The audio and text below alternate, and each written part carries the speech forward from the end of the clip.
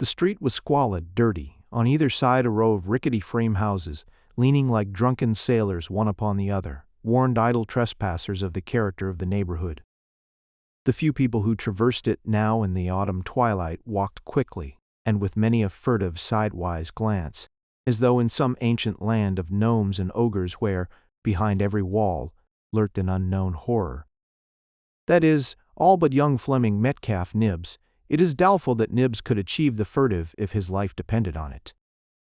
He was one of those straightforward chaps who insist that black is black and, even though a sizable check be the inducement, refuse to call it gray. Of course, in reality, no check could possibly prove an inducement to young Knibbs, as his private fortune was known to flirt with 7 figures, but the comparison is nonetheless illuminating on that account. Nor was he without a sense of humor or of balance. Humor enough to enjoy all phases of life. Balance enough to realize that not in money alone does one find happiness. But his humor bordered on the romantic and adventurous almost indiscreetly, so he was given to prowling in little frequented quarters. Arid every now and again, he would get himself in trouble, which he enjoyed hugely. Moving along the sordid thoroughfare, his ever-curious eyes taking in its details, young Knibbs came at length to a house more rickety, if possible, than the rest, whose door was at that moment slowly opening. In the shadow he glimpsed white-stockinged ankles and slippers below. A dark skirt Knibbs was passing as the girl descended the steps. Her movements were so softly gliding as to be almost ethereal, and visualizing her as emerging from a haze, he recalled a famous picture of a wood-nymph shrouded in twilight mist. At first, her face was indistinct, then suddenly he caught it like a ray of light and stood transfixed by its strange charm.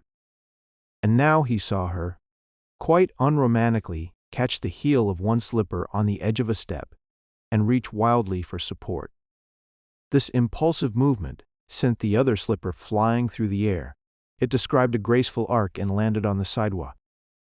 The girl sat down heavily. Fleming Knibbs congratulated himself on this heaven-sent opportunity to acquaint himself with her as he stooped and retrieved the itinerant slipper. He turned, smiling pleasantly.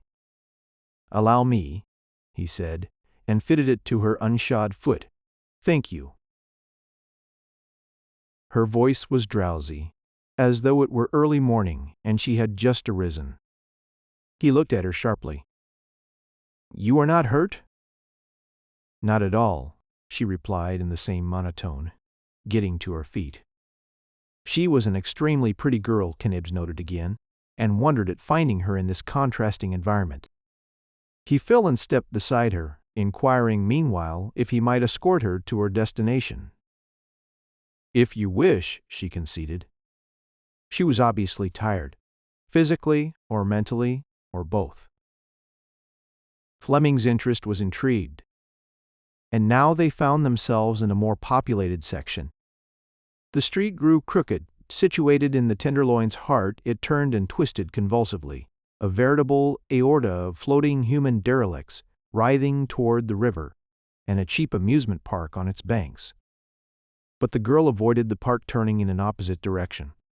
The crowd began to thin out at the last comer across from innumerable shadowy wharves, and reveling in an unaccountable river stench, stood a wobbly fruit stand, illuminated by a single flaring gas jet. Dirty, flimsy wooden baskets containing all manner of fruits and vegetables tipped their rims, partly toward the curb and partly toward the dark heavens, while here and there a shadowy head of cabbage peeped out upon this dreary vista. On a soapbox by the stand, and directly under the uncertain light, sat a mere boy. Thin of limb and vicious of feature, hunched intently over a Yiddish newspaper. They passed this last outpost of the underworld, Fleming's curiosity growing apace. On the left stretched acres of slimy marshes, and beyond, only faintly discernible in the growing darkness, the river. It was too much for young Knibbs. He stopped in his tracks. "What?" he began. And then his mouth opened in surprise and astonishment. And he concluded, "The devil!"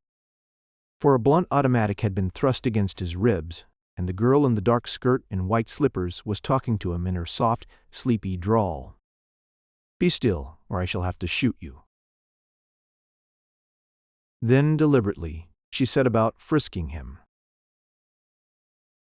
Her slender fingers plucked his scarf pin, his watch, and at length found the inner pocket of his coat and his wallet. She was talking again. "Now then, stand as you are," she began, backing away. "I am watching you if you move an inch." The rest was left to be inferred.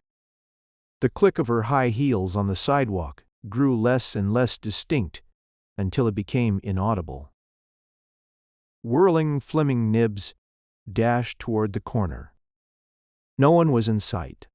The young Jew, as before, was hunched over his paper. "A girl," panted Knibbs. "She came in this direction. Have you seen her?"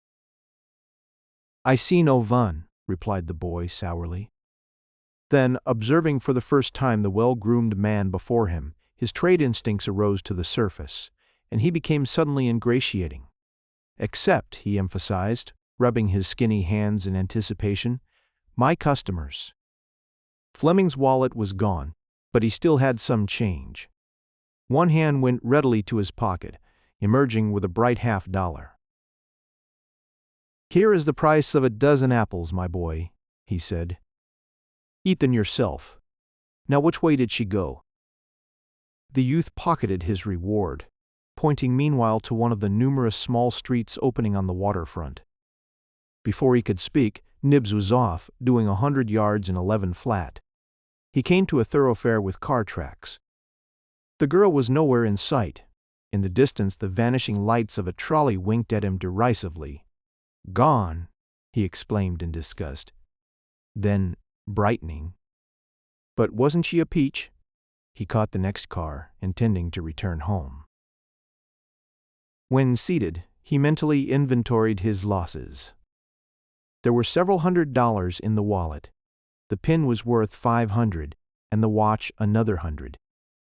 All told, she had netted close to $1,000. Not bad for a half-asleep girl, he commented to himself. The thought occurred to him that the whole matter should be reported at police headquarters, but in the instance he had strange scruples which he himself could not explain. He tried to console his conscience by emphasizing the fact that the loss meant nothing to him. Then he happily remembered his friend Simeon Dreer of the murder squad, who was occasionally willing, if caught in the mood, to aid his friends in working out their little problems. He promptly left the car and took another one cross town. Half an hour later he found himself in Dreer's apartment. The little weazened man in huge green spectacles like twin railroad signals was talking on the telephone when Knibbs entered. "Very well, I shall go there immediately," Fleming heard him say. And his disappointment was keen, for he knew the old fellow was being called out on a departmental case. Simeon Dreer replaced the receiver on its hook and came toward Knibbs, peering intently with his nearsighted eyes. "Ah, it's young Fleming Knibbs," he said at length in the tone of a discoverer. "Hello, Knibbs, hello. Sorry I can't entertain you. I am called out. Drop in tomorrow, eh? I've a couple of new records, a serenade from Le Million de Alequin, and Dreer was a musical enthusiast, with a pronounced leaning toward the classical. "I've been robbed," announced Fleming. "And I thought perhaps robbed, held up?" "No. When?"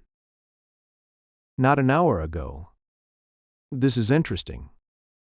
"I should like to hear the details. As I said, I am called out on a case, suppose suicide, which may be a murder. But if you care to go along, we'll talk about it on the way over." "Good. Let's go." They were on the street in a jiffy. Knibbs hailed a taxi and leaped in, while wrinkled old Simeon Dreer confided his destination to the chauffeur.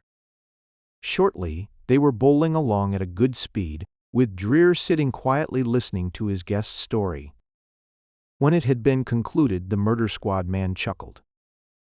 By the weak light of the street lamps, Fleming saw his green glasses bobbing up and down. "Very, very interesting, young Knibbs," he commented when his mirth had subsided. I shall look into it at the first opportunity. And on what street, by the way, did you meet this fair highwaywoman? The moneyed young man slapped his knee sharply. By Jove, I'm an unobservant idiot. I can't tell you the name of that street. I was too busy soaking up its atmosphere. You would know it if you saw it. From a million. There is nothing like it in the Western world. I believe I know the one you mean. In fact, at that moment, the taxi stopped joltingly. Dreer threw open the door and clambered out. In fact, young Knibbs, he called over his shoulder, if you will look around, I think you will find that you are on it now. Chapter 2. Knibbs emerged hurriedly. The old fellow was right. They were on the very street in which his adventures had originated. And more, they were facing the self-same rickety-framed dwelling from which the half-asleep girl had come, not 2 hours before. Semyon Dreer observed the fixity of his companion's gaze, and inferred the truth. "So, this is her home, eh?" he said softly. "Well, now we have complications, for here also, this evening, a suicide was committed." Fleming gripped the other's arm convulsively. Not the girl?" he whispered. "Calm yourself," replied Dreer. "It was a man, an elderly man." Fleming sighed his relief, then laughed at the absurdity of his interest in her. "I am a romantic, susceptible, bred-in-the-bone fool," he told himself as he followed Dreer up the steps. In the narrow, low-ceilinged entry, illuminated by a single gas jet, flaring weirdly, they found a policeman on guard. A Swede, one Hjalmar Jensen, with whom even Knibbs was acquainted. "Good evening, Jensen," said the murder squad man. "What's been going on here? Adon, no. Somebody kill himself. I gas. You were sent from headquarters merely to see that no one left the house, eh?" "Yea. I ask scale. I pinch somebody. And they say, I'll know. Leave that to Master Dreer." "Very good," nodded the weazened little fellow, his green spectacles bobbing eagerly, for he was always eager when approaching a case that promised difficulties. "Who's upstairs?" "Just a cop, a doctor." "And the residents?" "The people of the house?" "Yeah, I forgot them."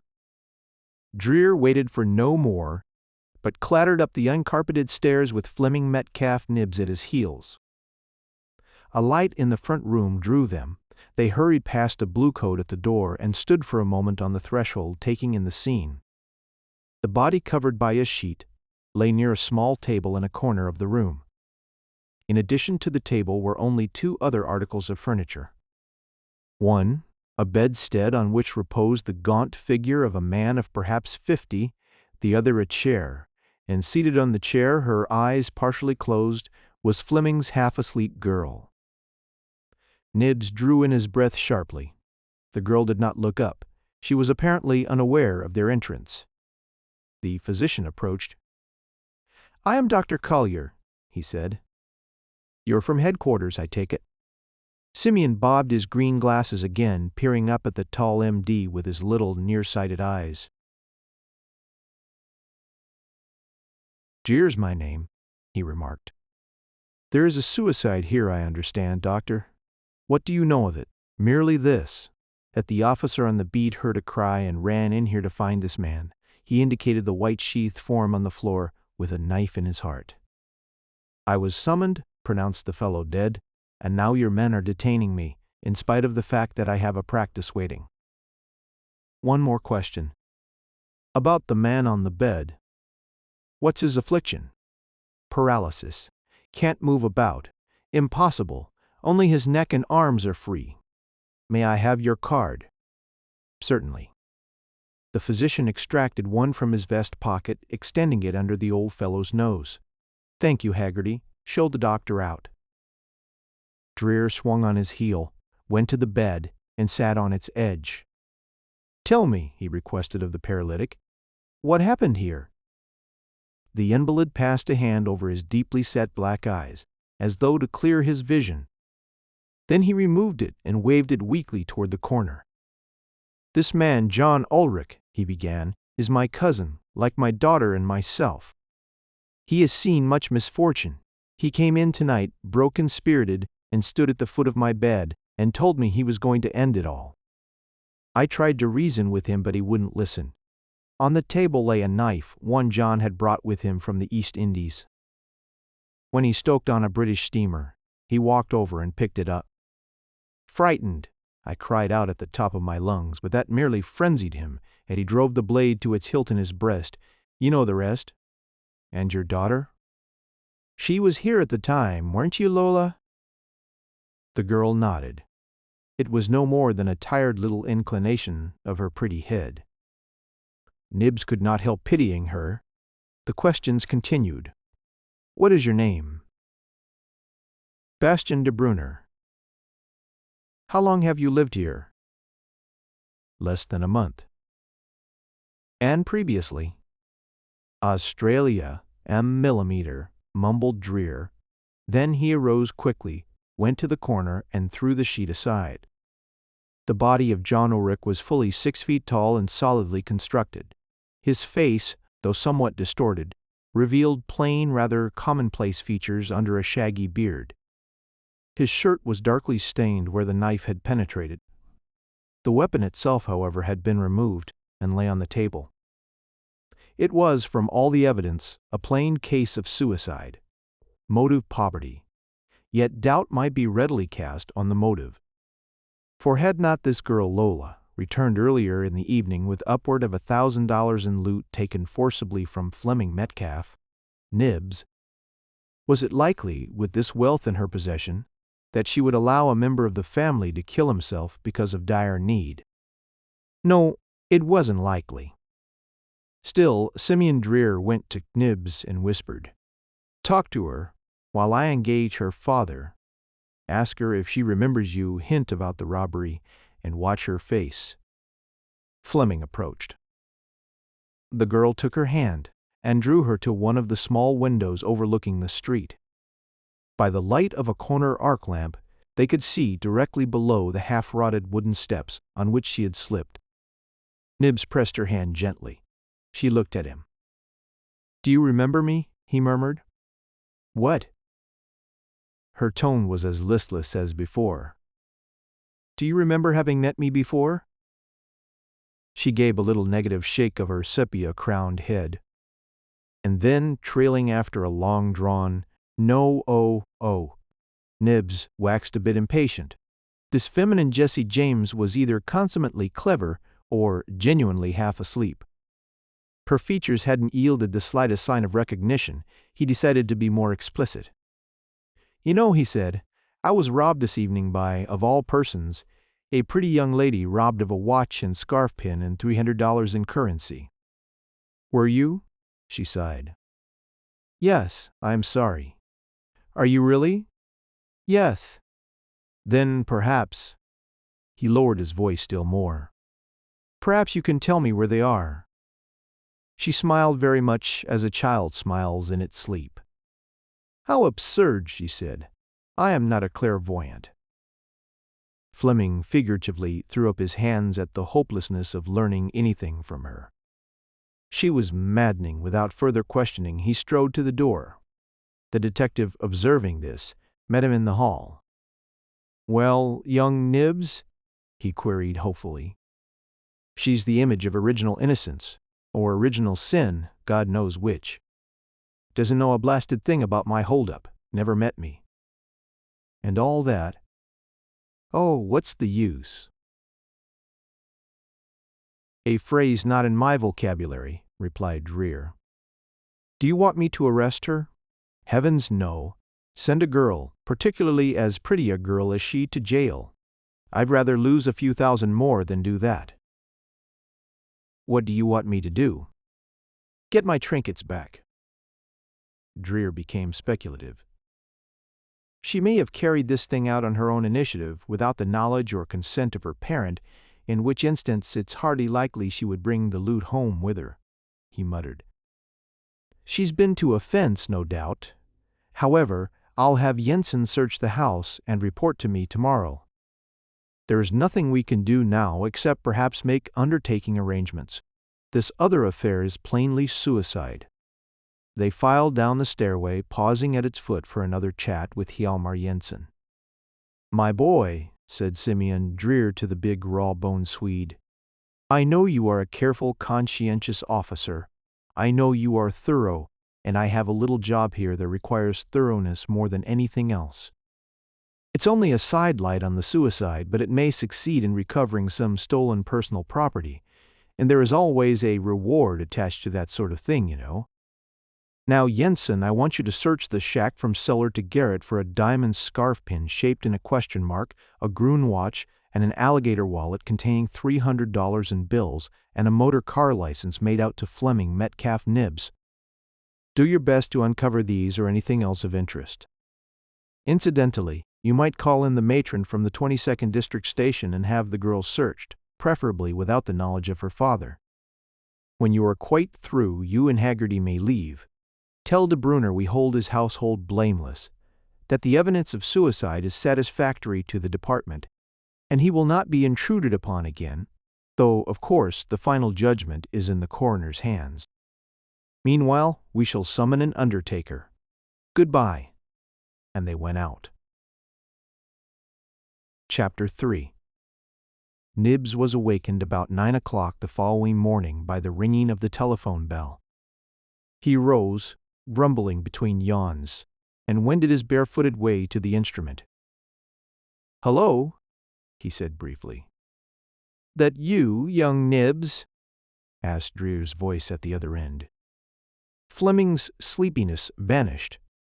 Perhaps the old fellow had some interesting information about his half-asleep girl, of whom he had dreamed the whole night through. "Yes, Mr. Dreer," he replied. "What is it? A new development in our case?"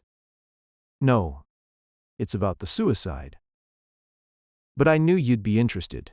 Thought you'd like to follow it up, you know, because the little girl is tied up in it, and yes, of course."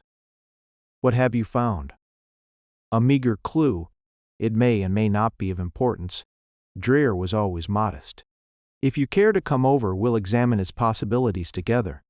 But I thought the incident of the suicide was closed." "I thought the department was satisfied." "The department is never satisfied so long as a shadow of suspicion remains undispelled."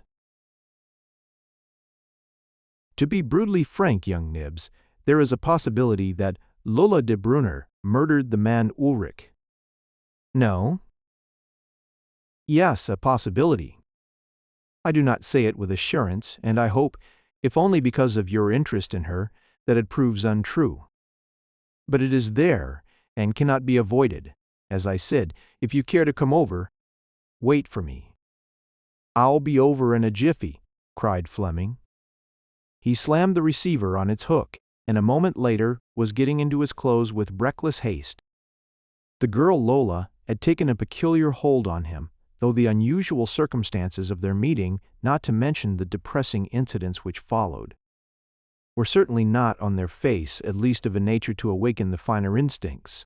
These instincts were awakened, nevertheless, in Fleming Knibbs, and coming to analyze it that beautiful September morning, he concluded that it was so because there was something real about this girl that rose above the most damning facts, refuting them. In brief, anything bad she had done wasn't true. He clung to this assertion because it was the only ground on which he could satisfactorily explain his attraction to her. He knew he wouldn't be drawn to a girl essentially bad. Ergo folks had merely gotten the wrong angle on her acts and misunderstood them. True, he had a difficult mental battle maintaining this stand.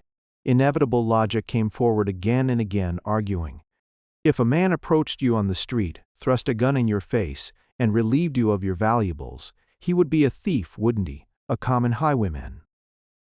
If a girl, no matter how pretty, does the same thing, is she not a thief also? That was a stumper. Knibbs had to find a way to answer no, so that he would believe it. And he did.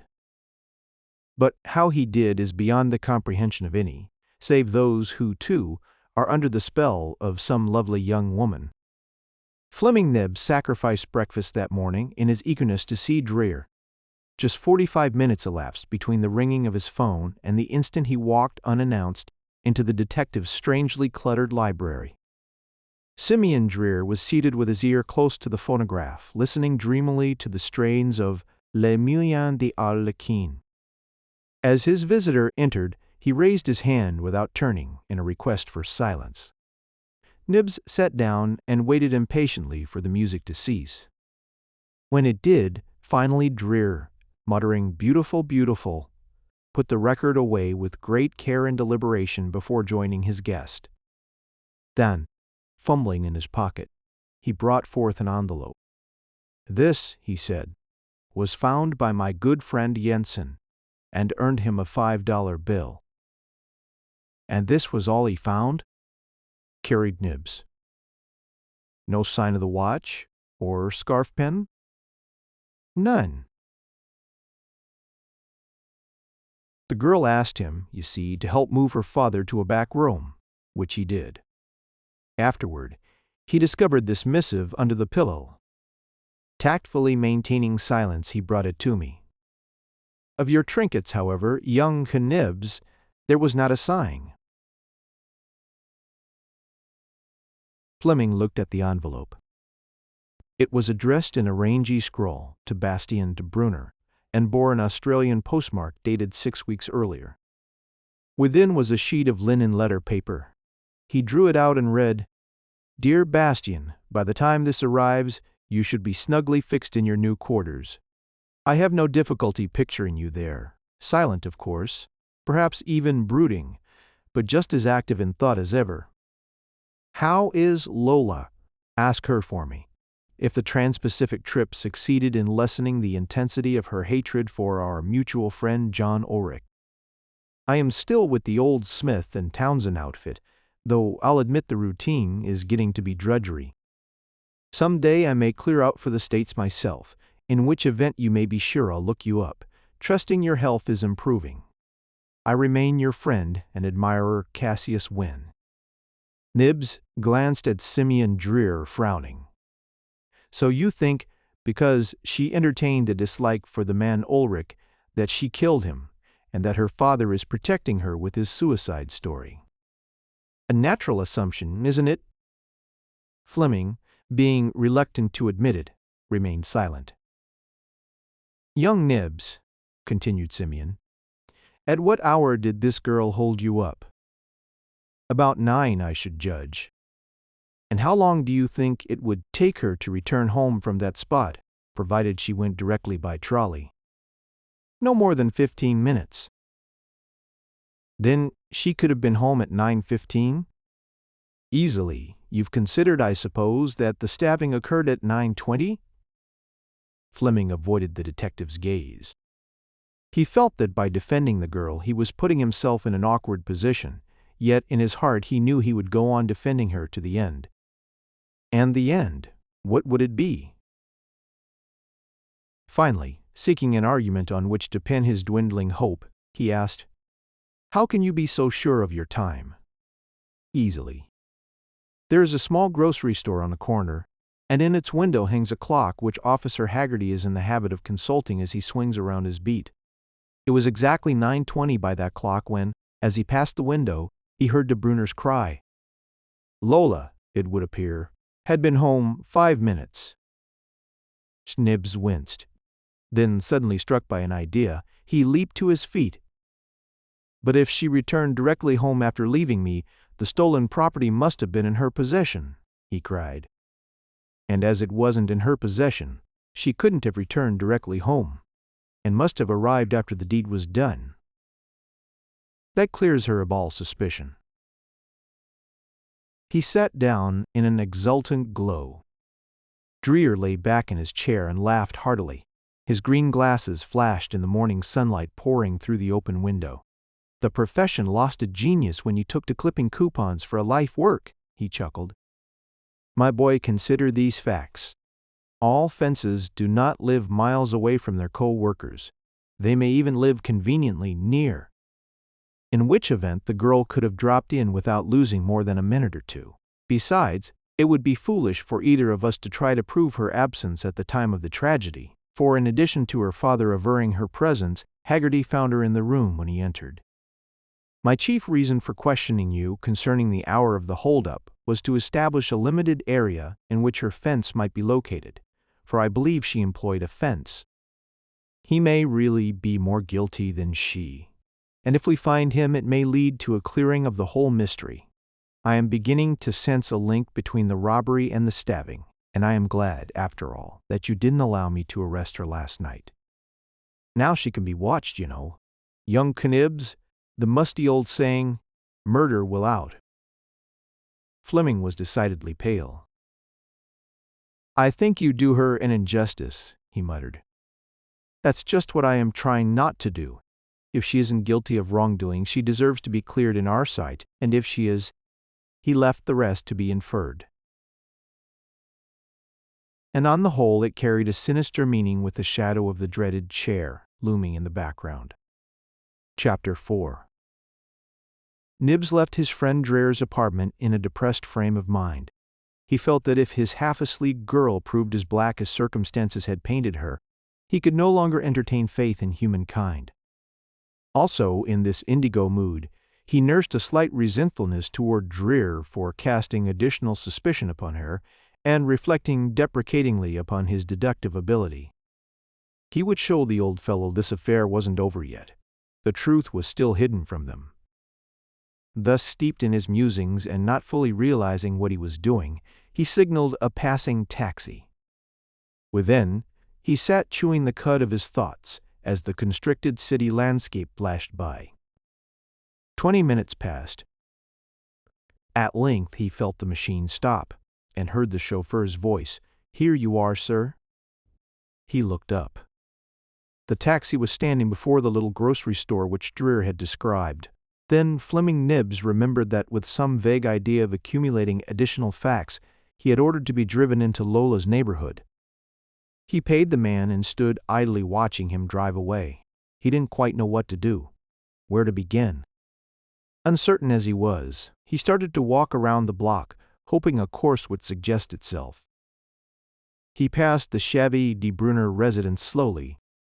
There was crepe on the door, and the worn green shades in the front room were drawn to a level with the slightly opened windows.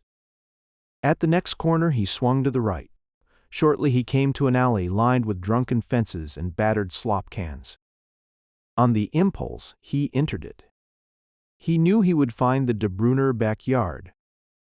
Somewhere along here, as to what he would do when he reached it, he hadn't the faintest idea. There were two stout women in faded gingham house dresses and aprons standing at a gate directly behind De Brunner's. As Knibbs neared them, he caught snatches of their conversation. They were talking of the tragedy. Fleming took his nerve in hand. "Pardon, ladies," he interrupted. "I understand there was a suicide in the neighborhood." "You are right, there was," responded the more garrulous of the pair, apparently glad for the opportunity to air what she knew. "In that house there, right in front of you, they just moved in the other day, and now one of 'em's gone already. Stabbed hisself. I heard the paralytic yell when he did it, and then two men came running out the back gate. Something's wrong, I told meself, and sure enough I was right. They was going for the doctor, I guess. And well, too bad," commented the young man, restraining his excitement with difficulty as the last fact made itself known. "Did they return quickly?" "I don't know, but they're back now. I saw 'em in the yard this morning." "Too bad," repeated Knibbs, simulating the idle sympathy of the curiosity seeker. "However, such things are happening continually, aren't they?"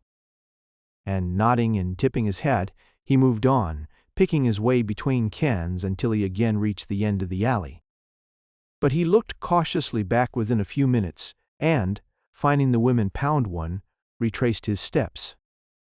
At the De Brunner gate he found luckily no bolts to hinder his progress, and entered quickly. All he wanted was a surreptitious look at the two men who had projected themselves into the drama, so that should the occasion arise he might identify them. He walked softly to the kitchen window and peered within. The room was empty then. Suddenly he felt his ankles seized, and he fell, and was jerked through a narrow window into the dark, evil-smelling cellar. And before his senses had regained their equilibrium, his arms were trussed behind him with a strip of clothesline. He heard a coarse laugh. "Well, fella, that time you got fresh once too often, didn't you?" At this moment the cellar door opened, and a voice muttered, "What's wrong down there, Belden? Why the racket?" "Caught a snooper, Jim," retorted Fleming's assailant triumphantly. "No. Bring him up." Knibbs's arm was seized in a rough grasp, and he was thrust through the darkness. With the other man behind him prodding, he marched up the stairs into the kitchen. Now he could see the two men clearly. His captor was a short, stocky fellow, with a bull neck, pugnacious jaw, and close-cropped, red hair, a typical prize fighter. The other, a tall, lean chap, affected a little mustache above a pair of hard lips and a stock around his neck. The lean one faced him. "What's the big idea?" he demanded. "Come on, now talk. What business have you here?" This was another poser for Knibbs. He knew he had exceeded his rights by prowling around the place. Of course he was doing it for the girl's sake, but he couldn't tell them that. What could he tell them? "It seems I struck the wrong place," he began. "Ha! Ha! Ha! I guess it does seem that way now, doesn't it?" "Pretty weak. Pretty weak. You'll have to do better than that. What will you do if I don't try?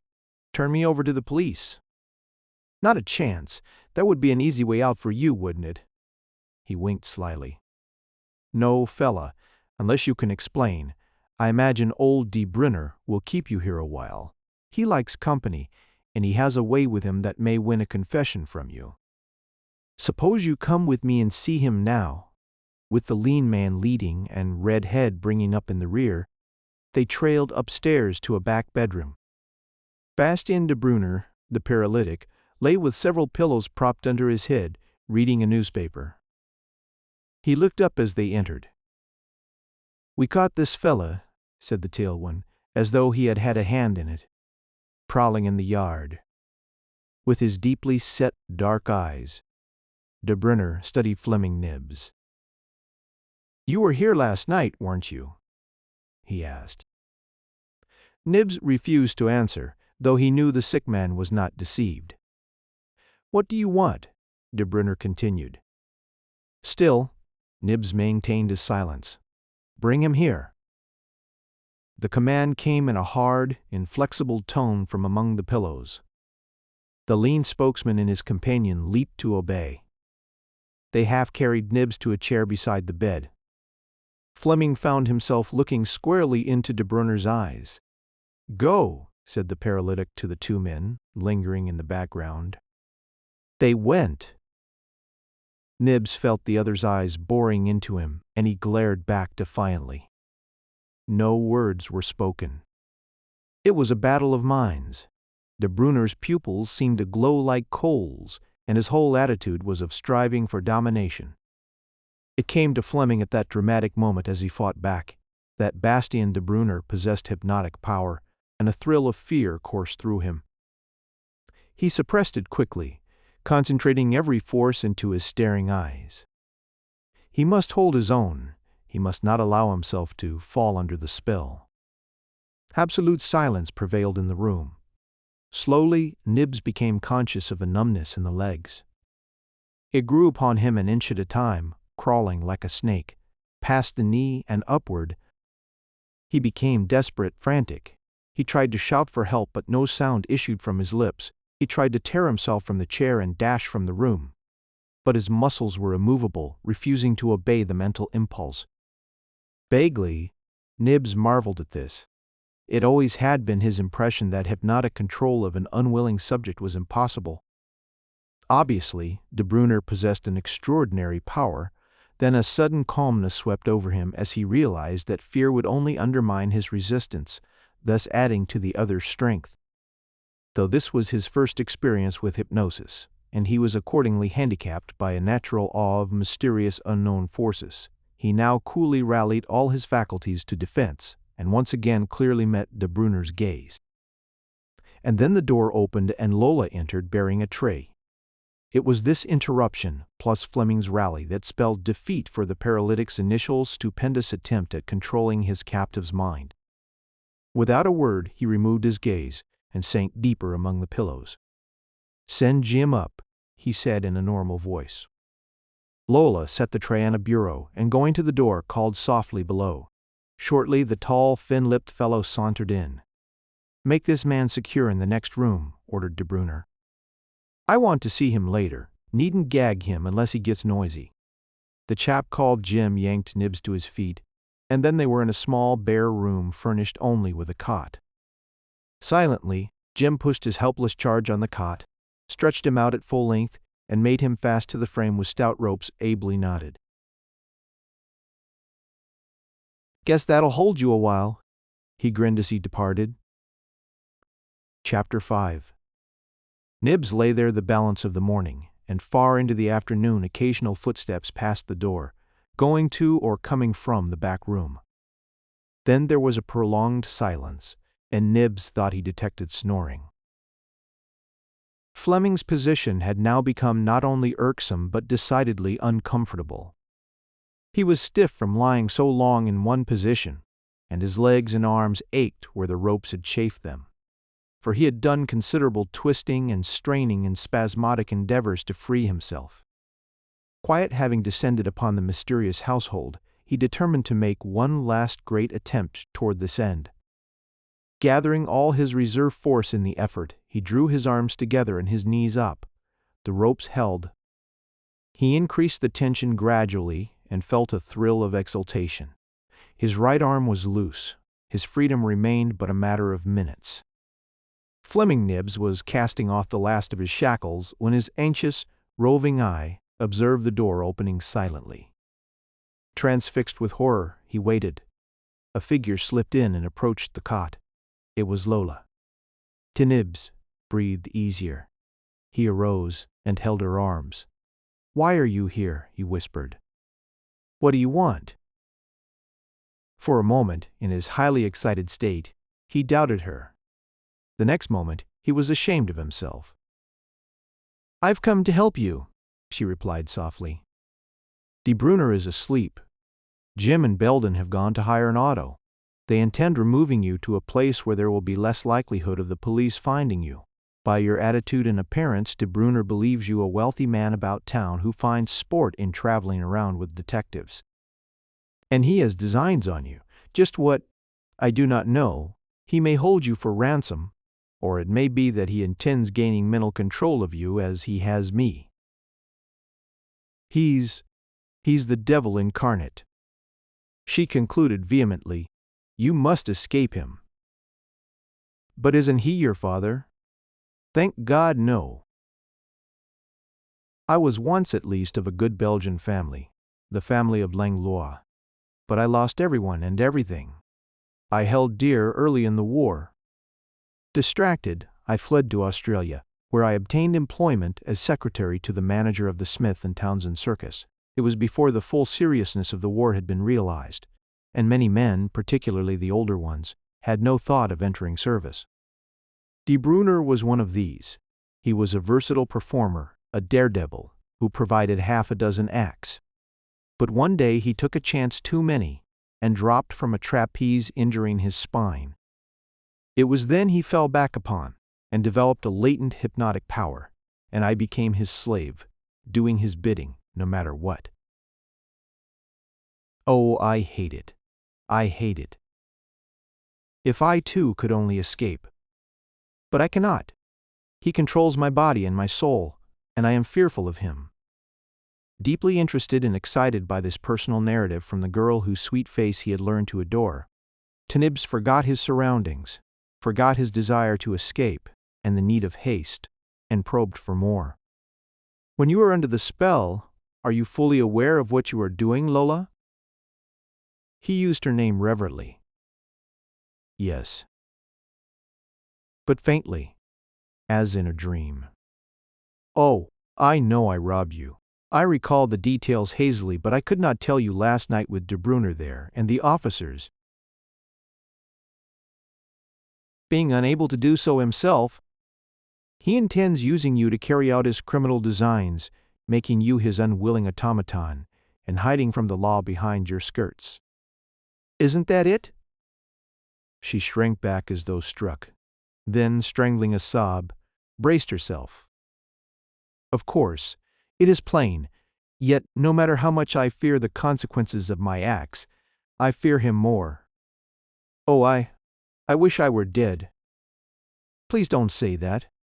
Things will come out right. They must tell me. Lola, have you committed many crimes at his bidding? She sighed with relief. No, yours was the first. It seems the idea did not occur to him until he decided to come to America. I think perhaps Jim put it in his head. Jim and Red Belden were canvasmen, rough as they come. And when De Brunner's savings were exhausted, I see. But who was the other man, this John Ulrich, who died last night? He too was a student of hypnosis, a complacent hypocrite I have always detested. De Brunner became acquainted with him in Melbourne. Another circus man, Cassius Wynne, introduced them. It may be, too, that the idea of crime through hypnotic control originated in him or in Wynne. I cannot say, but De Brunner was master of them all despite his infirmity, and somehow he found in me his most pliant subject. Tell me one more thing, Lola. Did John Ulrich commit suicide, or was he murdered? I do not know, she said, looking at him with frank eyes, and he knew she spoke the truth. But he was no less uneasy, for he believed he knew now what had transpired the night before.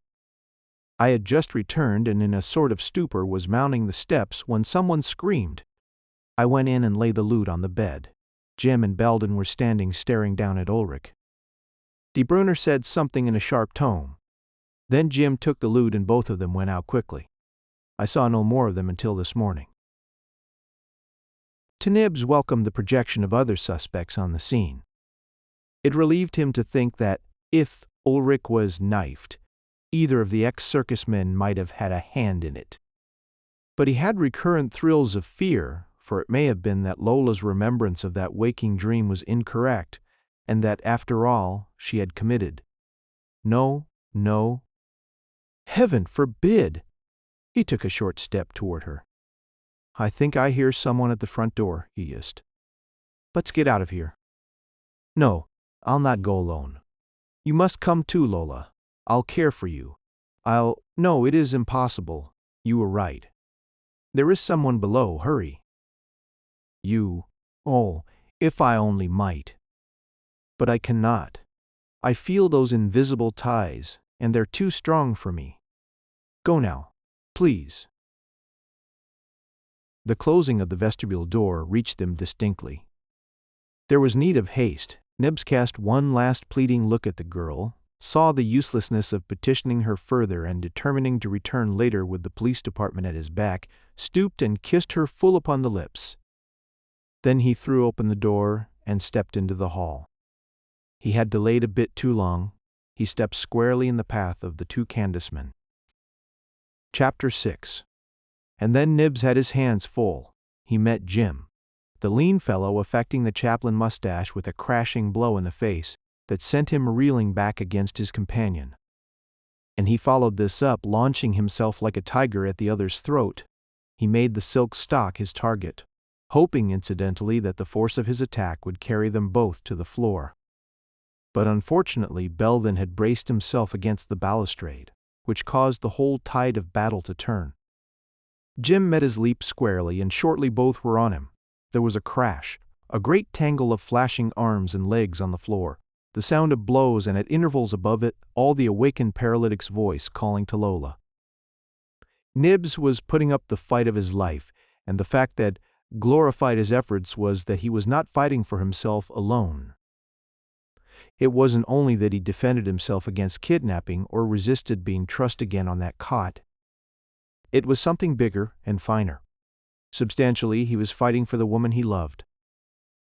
But it was a losing fight. Belden being a bred-in-the-bone pug, and Lean Jim having been thoroughly educated in toughness, an education incomplete without a working knowledge of the fistic art, Knibbs' chances were on the short end. Already his nose was bleeding and his chin gashed. Then they piled upon him as in a football game, crushing out his breath. And he felt his surroundings slipping away when the unexpected happened. Two Fleming Knibbs, prone on the hall floor, with the two ex-circus men belaboring him. The events which transpired now appeared more than ever dreamlike. The rickety front door was thrust inward and an avalanche of rushing footsteps came to his ears. The pressure on his throat and chest was suddenly relieved. And as he moved his head weakly, he saw Simeon Dreer of the murder squad looking down at him through his ridiculously large green spectacles, while all around swarmed blue-coated and brass-buttoned forms. "Hooray!" cheered Knibbs weakly, staring back at Dreer with a silly smile. He felt that he ought to get up and welcome his rescuers, but for the life of him, he couldn't move a muscle.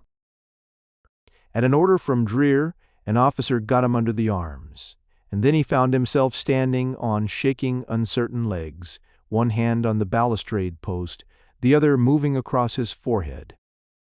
Slowly, his faculties revived. Out of the little room came Officer Jensen, holding Lola tightly by the arm. Knibbs saw red. "Release that lady," he bellowed, or tried to bellow, for he was still too weak to achieve the real thing. Jensen looked uncertainly. First at Knibbs, then at Simeon Dreer. Simeon smiled tolerantly. "Do as the gentleman requests, Jensen," he said.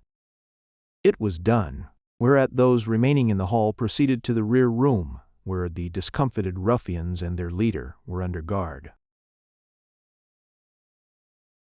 "A charming gathering," commented Dreer.